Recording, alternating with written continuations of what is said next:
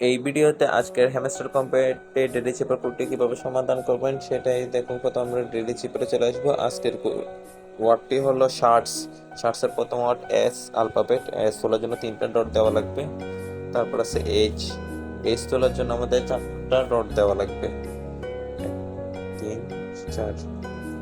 তারপর আছে এ। এ তোলার জন্য প্রথমে একটা ডট, তারপর একটি ড্যাশ। তারপর আছে আর।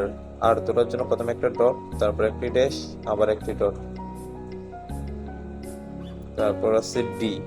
ডি তোলার জন্য প্রথমে একটি ড্যাশ, তারপর 2টি ডট। এরপরে আছে এস। এস তোলার জন্য প্রথমের মতোই 3টা ডট দেওয়া লাগবে, 1 2 3।